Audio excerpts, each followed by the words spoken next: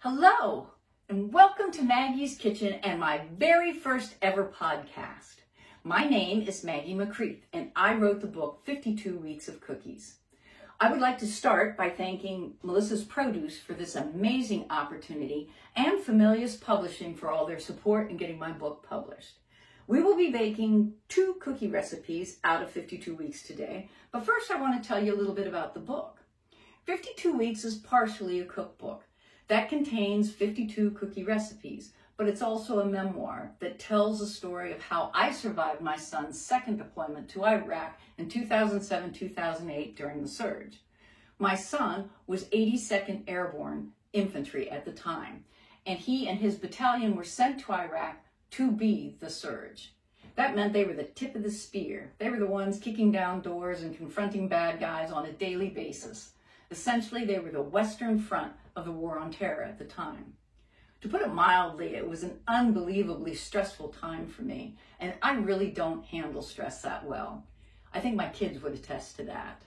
But over the years, I have developed a few ways to help bring the stress level down in my life. 2 major ways have always been writing and cookie baking, not necessarily in that order. This book is the result of combining the output of those activities during the surge, which had become my equilibrium, not to mention my lifeline to sanity throughout the deployment. So 52 weeks is divided into weeks, not chapters, and each week falls into one of 4 categories. First, we have the pre-cookie weeks. These are the weeks leading up to the deployment and into the deployment to the point where we had an address to send care packages to.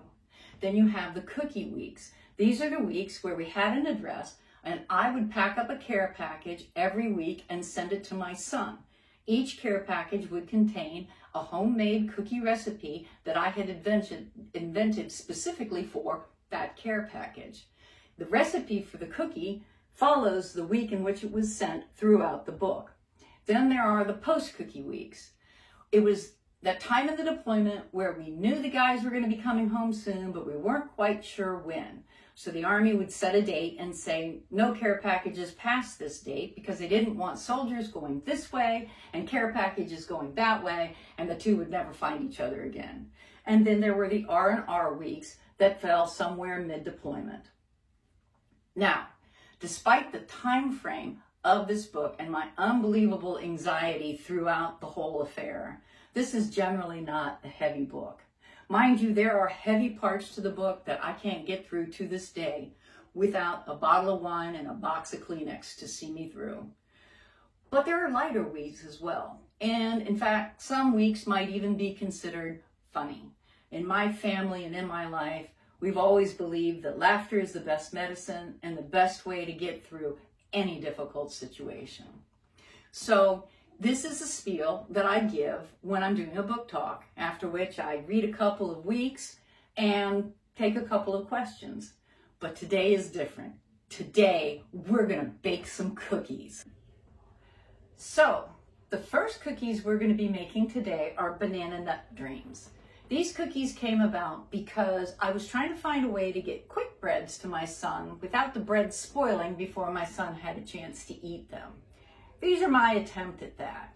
They are a cake-like cookie and definitely not as sweet as most. Kind of like if you took a banana nut muffin and chopped the top off and handed that over as a cookie. So we need to preheat the oven to 350 degrees, but before that, we need to make sure that the oven rack is in the mid position or the C position. Oven rack levels are labeled with letters along the side. Not sure how many people have noticed that. It took me decades before I saw them. But the C position is the level that's best for cooking almost all cookies. With the oven, let me start it up here, preheating. And with it preheating, let's begin our cookies. When you read 52 Weeks of Cookies, you will notice that I will mention my cobalt blue mixing bowl. It is one of a set of 3, but this one is my favorite for cooking up a single batch of cookies. Its depth and shape and circumference are the perfect size for creaming, the shortening, and the sugars, but it is also of sufficient enough size that when you add the flour and are mixing in the flour doesn't spill out all over the edges, making a messy problem on your countertop. So the recipe calls for 1/3 cup shortening and 1/3 cup margarine. Why margarine and not butter? Well, for me, margarine just makes a better cookie. A better consistency cookie, a better textured cookie than butter does. Also, margarine has a much more subdued flavor, which does not overwhelm all the other flavors in the cookie. But whether you're using margarine or butter, always allow it to come to room temperature naturally. Take it out of the refrigerator about a half hour to an hour before baking. It just makes creaming it with the sugars that much easier and more thorough. But whatever you do, do not melt your butter or margarine. Melting butter or margarine changes the structure of it, and that will change how it interacts with all your ingredients, which will mess with the consistency and texture of your cookie. So if we were actually looking at baking cookies as a science, I would have a scale here. And my scale, we would weigh everything that went into the cookies so that everything was precise. But when cookie baking is a passion, more of an art form like it is for me, we can be a little less precise. And that's why I go ahead and use the pre-measured shortening and just cut off what I need off of the margarine. So the recipe calls for 1/3 cup of each. 1/3 cup is 5 1/3 tablespoons. If you notice on the sides, all the tablespoons are marked out on both of these. So we count over 5. It's 1, 2, 3, 4, 5. And then we come over 1/3 and we cut it down and put that into our bowl.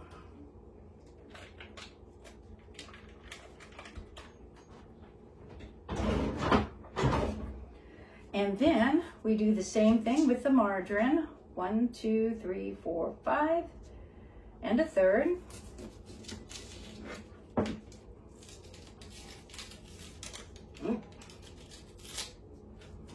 And we put this into the bowl. That. And then we can put this out of the way for right now. So, next is the sugars.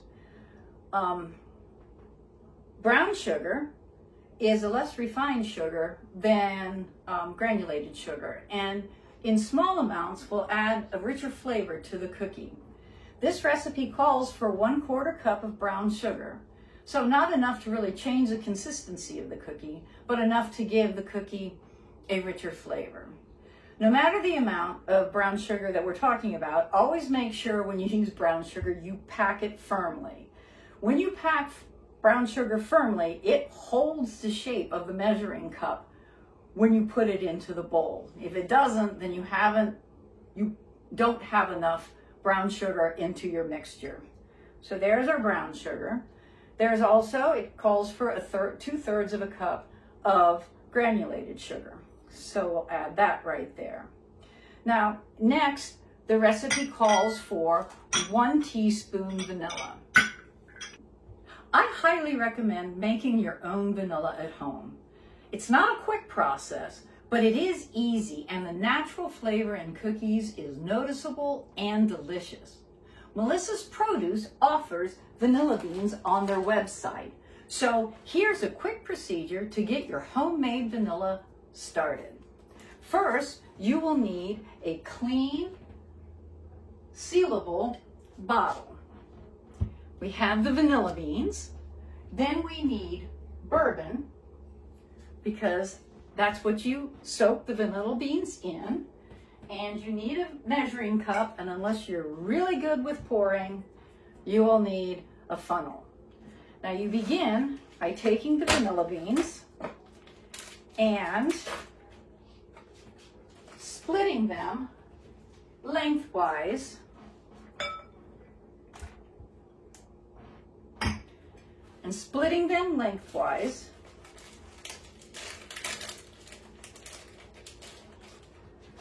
from top to bottom to release the seeds. Now, depending on the size of your bottle, which mine is rather small, you'll probably want to cut them widthwise too. And we do that to this one as well. You can smell the vanilla. Oh my goodness, it smells so good. And then we cut it there. Now, oh, it smells delicious. Now we open the stopper and we put the vanilla beans in like this. We then add the bourbon. Now, for vanilla, it normally calls for 3 vanilla beans to 1 cup of bourbon. So we only have 2 vanilla beans, so we will only use 2/3 cup of the bourbon. So we'll pour this out here. Put it up so I can see it in the light. There it goes. So about 2, wow, came close. There we go. 2/3 cup bourbon. And we pour it in.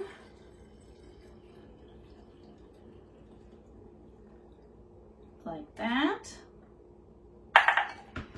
And then we stopper the bottle up again, and we give it a good shake. Now, we go and we store this in a clean, cool, dark place for about 8 weeks or longer in order for the beans to permeate through the bourbon. Now, as it sits out there for 8 weeks, in order to get the flavor moving, every time you think about it, go back and give it a good shake. And in 8 weeks time to 3 months time, you will have the best vanilla that you have ever had. Now, for our vanilla, we will use what I bottled up in January of this year. So it is more than ready to be used now. And our recipe calls for 1 teaspoon of the vanilla. So here it is. 1 teaspoon of the vanilla. Now, both of this vanilla and the vanilla beans from Melissa's Produce are both Madagascar vanilla. So these beans are specifically good in baked goods, such as cookies, as well as chocolate, coffee, and ice cream. So next, we need 1 egg. So I never add my egg directly to the mixing bowl. I used to, until I once upon a time opened an egg straight from the shell, and it was bad, and it smelled bad, and it looked bad, and if I had dumped it directly into the ingredients, I would have ruined everything that was in the bowl. So now I break this into a smaller bowl, and I see that it is good, smells good, everything's fine, so then I add it to the rest of the ingredients. And now, with the egg in there, we will now blend with a hand mixer until the ingredients are light and fluffy. Not sure how many of you ever wonder what light and fluffy is, or if you ever knew, but there's a difference between mixed and light and fluffy. Generally speaking,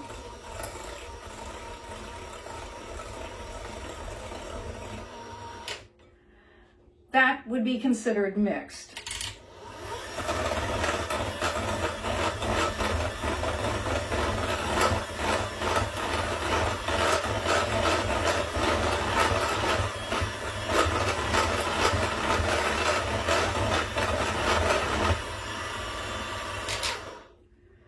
That is more light and fluffy.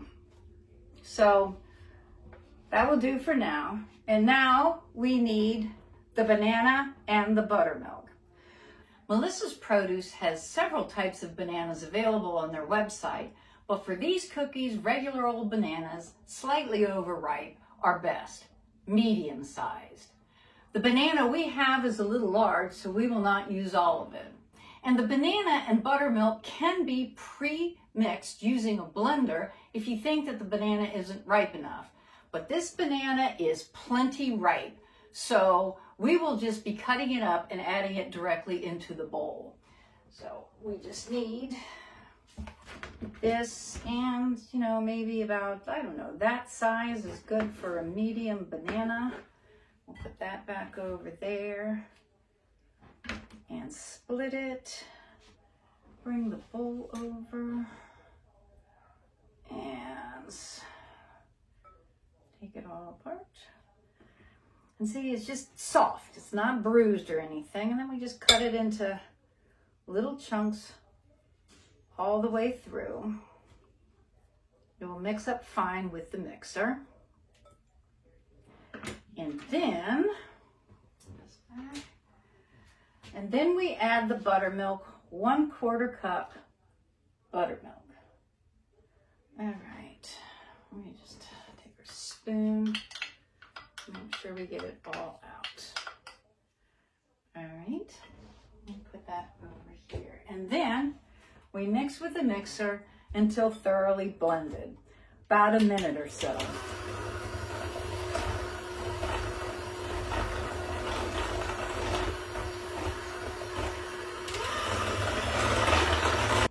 As you can see now, we are all thoroughly blended. The buttermilk, the banana, the sugars, and the shortening. But now we need to add the leavening agent and the spices. So this recipe calls for 1 teaspoon baking powder and 1/2 teaspoon salt.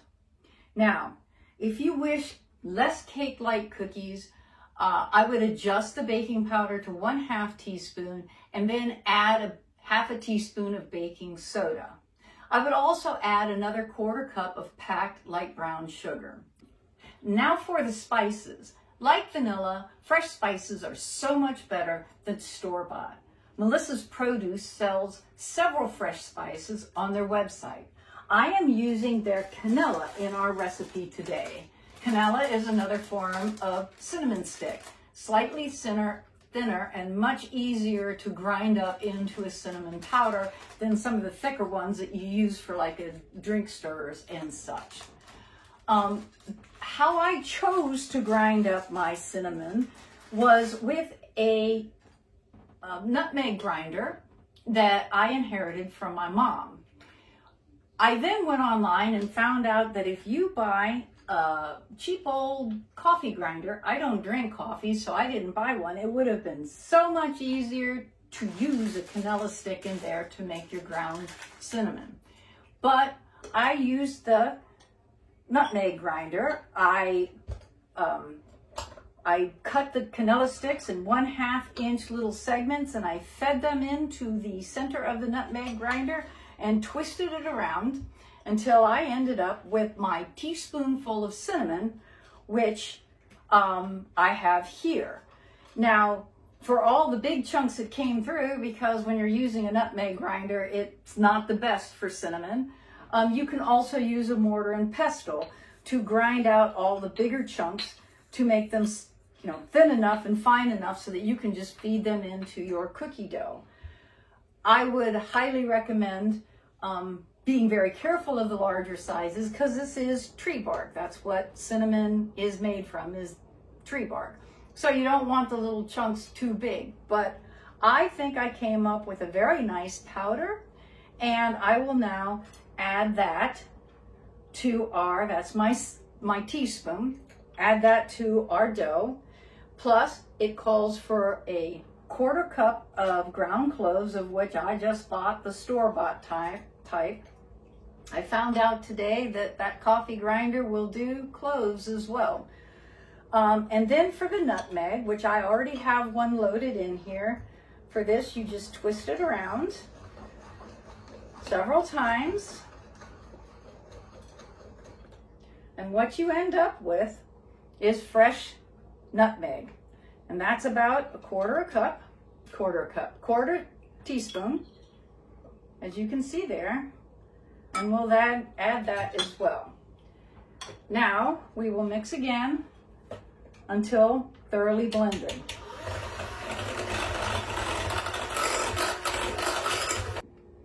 So now that the leavening agents and spices are thoroughly incorporated into the dough, we will now add our 2 1/3 cups flour and 1 cup of chopped walnuts.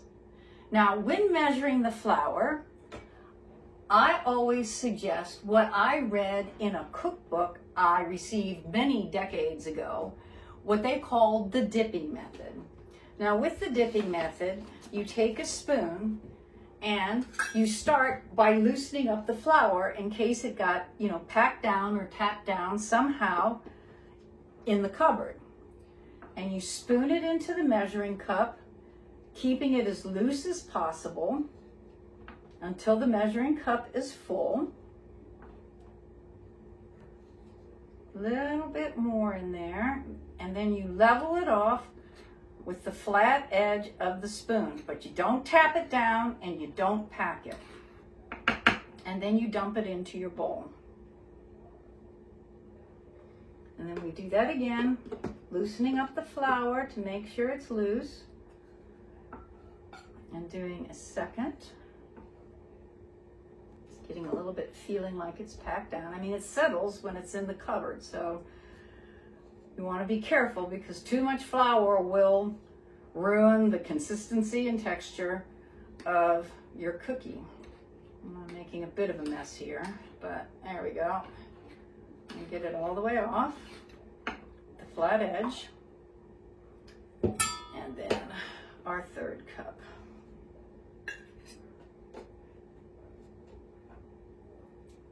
And that one's much easier.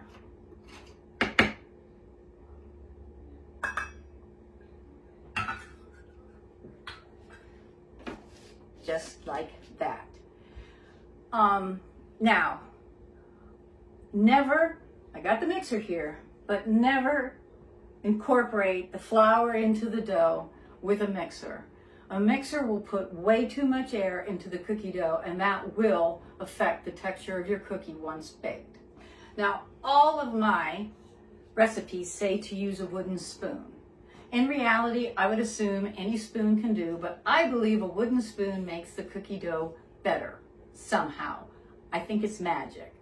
I also mix the flour in before I mix in the nuts to make sure that the flour is thoroughly incorporated into the dough and that there's no clumps of flour, which would be disappointing when you're eating a baked cookie. It would be kind of rock-like. So we're just going to mix that in, carefully getting it off the sides. There you go. And now you have a nice thick dough where all the ingredients are very nicely incorporated. And then we add the walnuts. That was 1 cup of walnuts, and we mix them in, making sure that they're evenly distributed throughout the dough so that you don't have one cookie with no nuts and one cookie that's all nuts. Once again, it would be disappointing.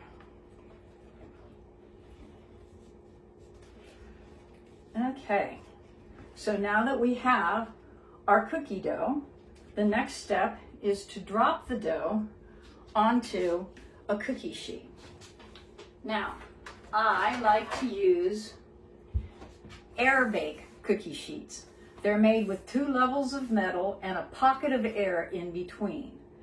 This pocket of air allows for cookies to bake much more evenly, and the cookie comes out better. There are many shapes and sizes of these types of pans out there today, including the fact that you can buy the cookie sheets that are non-stick, but they tend to be a darker color, and the darker color does affect the baking of the cookie. Dark tends to absorb heat, which makes the pan hotter. A lot of times when you're reading recipes, they'll tell you if you're using a darker pan, make sure that you're adjusting either the temperature or the cooking time or both. Me, I just stick with what I know. Now, to drop the cookies onto the cookie sheet, I tend to use cookie scoops made specifically for the task. They come in different sizes. They tend to keep your hands clean because you're not having to use your finger to scoop out the bowl of a spoon. And they make beautifully round cookies effortlessly. I tend to use the medium-sized cookie scoop because it makes the perfect size cookie. Not too big, not too small, just perfect. Now, if you are unsure of a recipe, unsure of the baking pan, maybe you're using that coated pan for the first time, or how much time to bake a cookie, or what the temperature of your oven really is. Whatever is concerning you about that cookie, simply make a test pan of a couple of cookies before you do the rest of the batch. Lots of things can affect a cookie's final product. Heat, humidity, the weather in general, a house too hot, a house too cold, an oven not heating properly. All these things affect the final product. The easiest way to figure it all out is to do a test pan. So we're going to do a test pan of just a couple cookies here. Just 2 in the middle of the pan. I'm using the smaller pan for this. 2 right there. And I'm going to put them in the oven, which is definitely preheated by now. Now, for the timer, I know that 2 cookies will cook a lot quicker on a small pan, will cook a lot quicker than 15 cookies on a larger pan. So I have adjusted the 11 to 12 minutes that the recipe calls for down to 10 minutes. If it's not quite done at the end of 10 minutes, that's okay too. We'll just leave it in a little bit longer. But it will let us know whether the rest of the batch is ready to be baked. Now, while our test cookies are cooking, we're going to set up a cooling rack for the cookies. Now, a cooling rack keeps the cookies elevated while they are cooling, which makes for an even cooling of the cookie, and that makes for a better final product. Now, I always cover the cookie cooling rack with either parchment paper or aluminum foil because the cooling rack is a bunch of wires that lift the cookies off the ground. And if the cookies are all soft, it can end up getting caught drying, cooling around the wire, and then you have a mess. So now that that's set up, we will just wait for our cookies to be done. So our cookies are almost done. Let's go ahead and get our spatula to remove them, and there is the beeper. So let's take them out of the oven and see what we have here. Well, they look beautiful. So always take the cookie directly off of the sheet, directly out of the oven. A cookie will continue to cook on a hot pan for as long as the pan is hot, and that can be up to 5 minutes. It might not affect the top of the cookie, but it will most certainly affect the bottom of the cookie, and you might end up with a slightly browner or burnt bottom of your cookie. But since the cookies seem to be just like what I want them to be, and they seem very, very good, and if you look at the bottom is beautiful too. I think we will go ahead and do a full pan of cookies now. Here we go. Like I said, with the cookie scoop, it is actually very easy. It just pops right out like a scoop of ice cream. That was not graceful at all.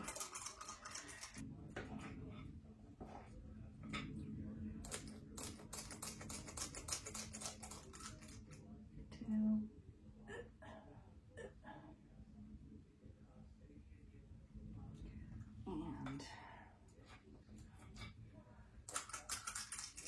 3. And we place them in the oven, C-rack, and 11 minutes, and then we'll adjust if it needs to be a little bit longer. Cookies are almost done, so let's get ready to get them out of the oven.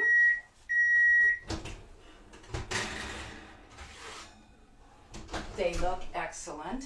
Now, as always, you remove the cookies directly off the cookie sheet immediately to prevent them from continuing to cook. Don't they look beautiful? We will then leave this over here to cool, and we will bring out the second sheet. Now,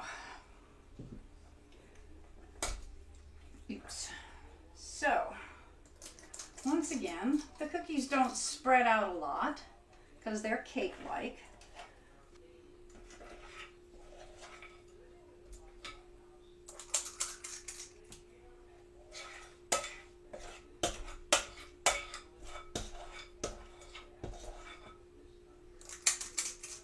There you go. I'm going to put this one in for another 11 minutes.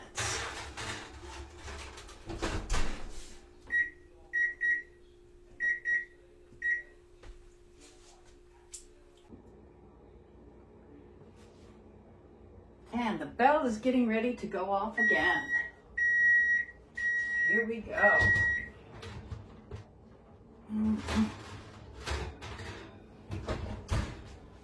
Still look beautiful. Still look beautiful. This here. So as the cookies continue to cool, they kind of feel like they're almost there now. I wanted to add one other thing. I have continued to create cookies and send care package to support the troops and my son since my book was published. And the one thing I've added to these cookies along the way is cream cheese frosting with a slight sprinkle of walnuts on top of that. Since my family loves cream cheese on banana nut bread, it seemed only like a logical step to put the cream cheese frosting on these banana nut dreams. So what I've discovered is that the smallest cookie scoop is great for adding frosting to cookies.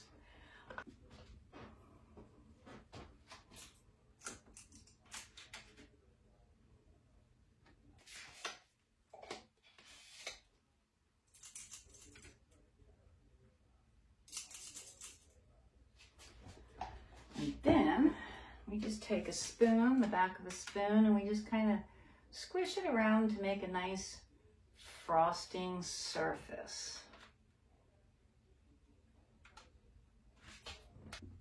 And now that they're frosted, we just take a spoon and just kind of sprinkle.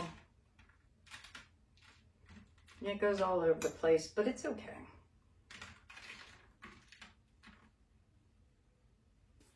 And then, just because it is the Christmas season, I believe a couple of sprinkles are due. These will just kind of sprinkle across the top. A little bit more there. Not that top one, that's what I seem to miss. And there you have it, banana nut dreams.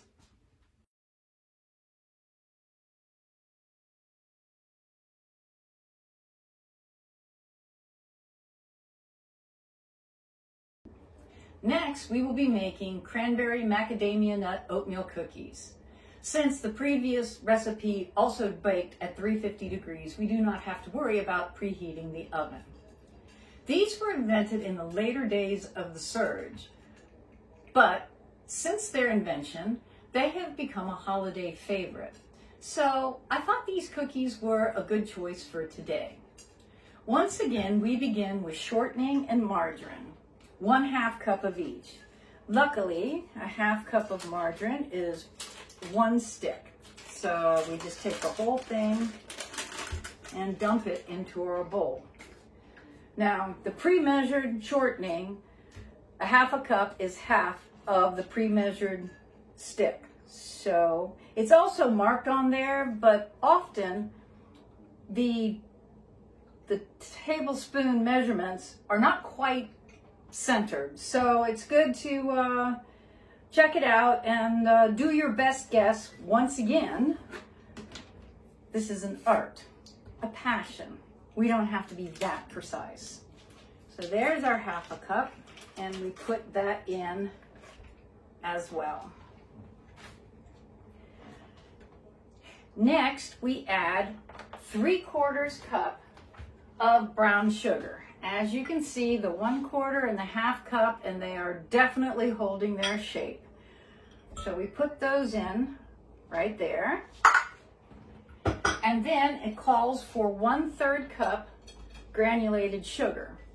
Now, unlike the Banana Nut Dreams, the amount of brown sugar we have added to this particular cookie will give us a much more traditional cookie texture, much more chewy than cake-like.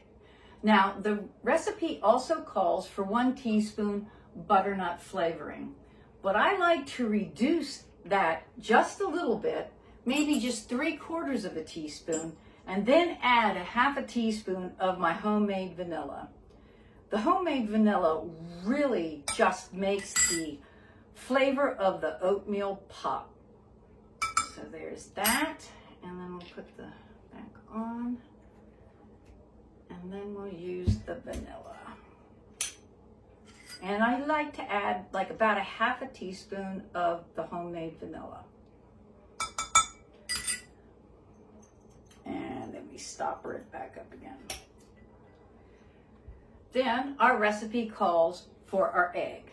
Once again, we break the egg into a separate little bowl. Check to make sure that it's fine, looks fine, smells fine. I believe we have a good egg, so we can just put that in there now. And now we beat all this together until it is light and fluffy.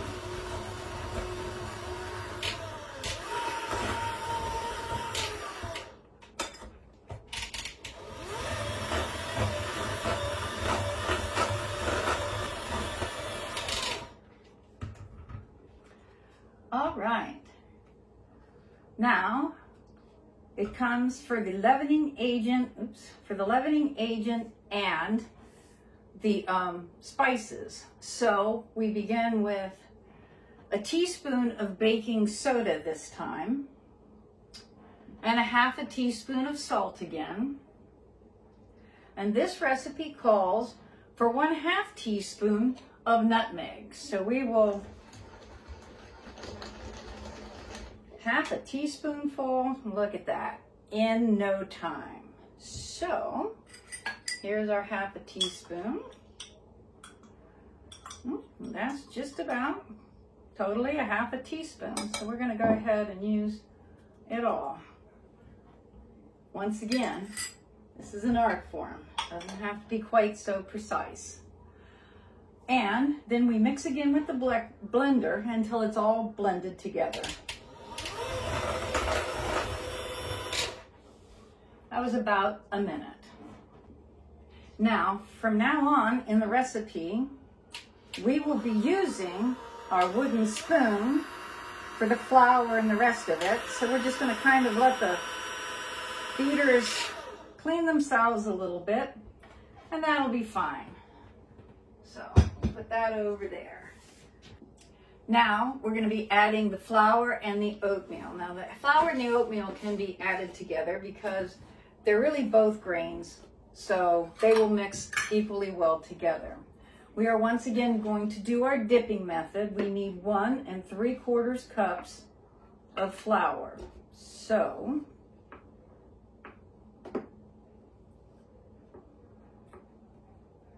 smooth it off with the flat edge of the spoon. And there's our 1.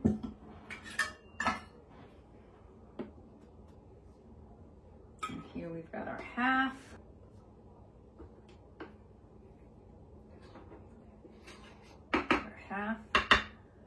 And then we have our 1/4.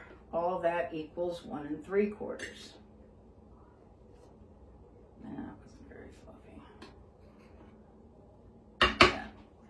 Now, for the oatmeal, we are going to measure just, and onto a little bit of a chopper here, we're going to measure a little bit more than 1 cup because we want 1 cup chopped. So probably easier to get in with a 1/2 cup.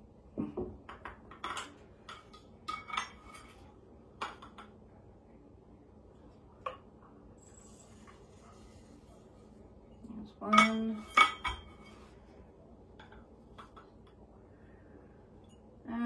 They're heaping halves. That should be enough. So we then just enough to kind of break it down. I think oatmeal, without getting it broken down first, can sometimes taste a little woody in a cookie, and I think that ruins the cookie. So it's not all of it, but it's just enough to kind of grind it down a little bit. And we'll notice when we do it that way, that's pretty much 1 cup. And now, because we'll be using that again in a minute, we stir it together with our trusty wooden spoon.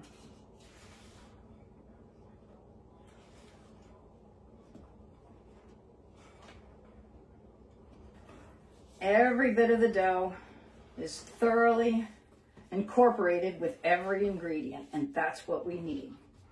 So next, we have the cranberries. Now the dried cranberries come in 1/2 cup packets, and the recipe itself calls for 1/2 cup.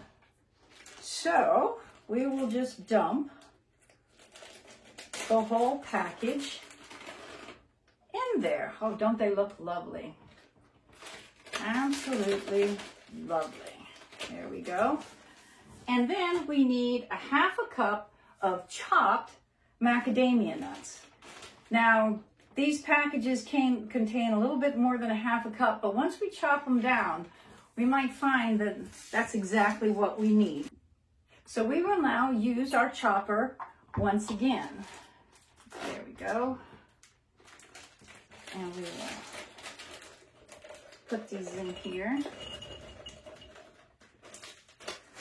I like chopping things down because it incorporates them better into the dough so that every bite gets you a little bit.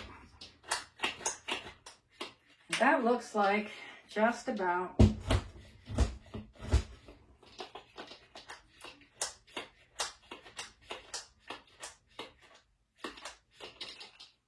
1/2 cup. Once again, it's an art form. We're going to call it a 1/2 cup. Now, a little bit got fine in there, so we'll use a spoon to go ahead and get it all out. That's macadamia nuts, and they are sure good. So once again, we use our wooden spoon to mix it all together.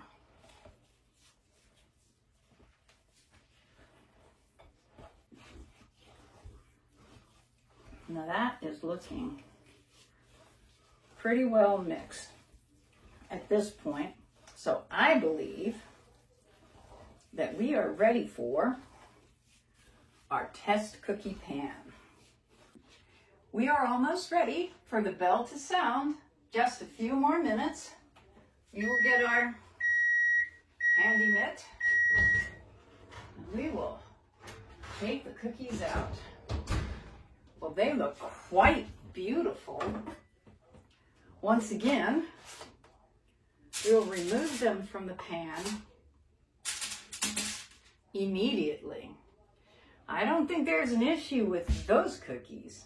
So here's the thing. What kind of things might test cookies show up? Well, mostly it's about temperature of the oven, cooking time in the oven, maybe there's not quite enough flour in there. Just simple things that will mostly show up with just the test cookies. Most of the time, in my experience, the test cookie comes out fine. But for me, it's just that always that extra let's just be sure before we cook up a whole batch of cookies. So with these looking so nice, let's go ahead and cook up the rest of the batch.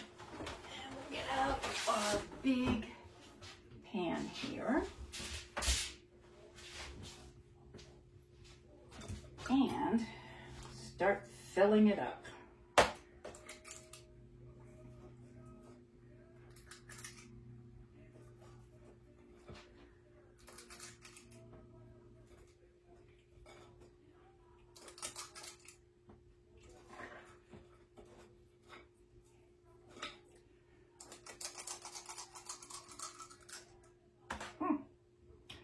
Sometimes they're sticking. All right, and now we will put these in the oven for 12 minutes since we have a full pan.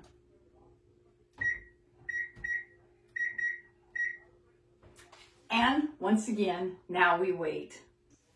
Okay, the timer's almost going off again, so let's check the cookies. I think the cookies are looking pretty good. So once again, whoops. All right. That one's the one I stuck my thumb in. Yay! That's not gonna let me put it back together. All right, well, with those done, now we will take out our second pan, because the first pan certainly isn't cool enough to use at this time.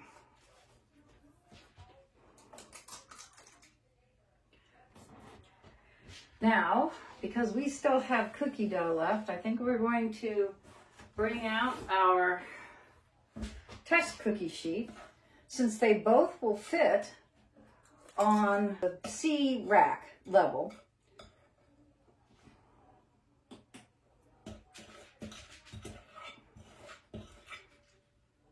Oh yeah, that's gonna be a funny cookie, but all right, it'll do. So that's, put that one next to the funny cookie, and that should be fine. And now we put them in the oven. This one will go there. This one will go here, right next to it. And we will set the timer for 12 minutes.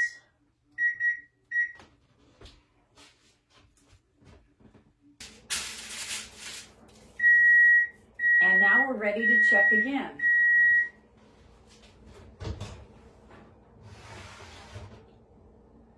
I think those are doing quite well now. So we'll just start taking these off.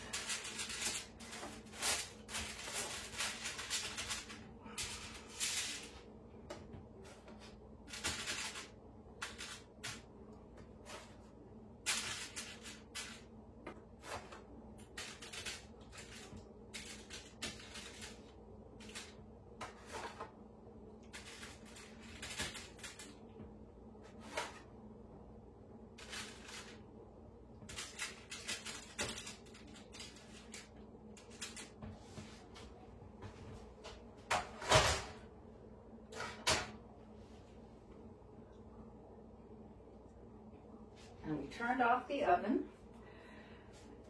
and we are done.